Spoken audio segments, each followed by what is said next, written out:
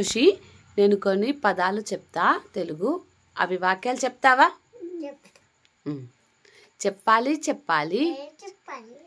బస్సుతో ఒక వాక్యం చెప్పాలి. ఏంటి? మళ్ళీ చెప్పు. బస్సులో. ఓకే. చెప్పాలి చెప్పాలి. ఇల్లుతో ఒక వాక్యం చెప్పాలి. శుభ్రంగా ఉంచుకోవాలి. దేన్ని?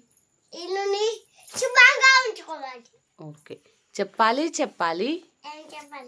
అమ్మతో ఒక వాక్యం చెప్పాలి. చాలా ఇష్టం. ఓకే. చెప్పాలి చెప్పాలి. నాన్నతో ఒక వాక్యం చెప్పాలి.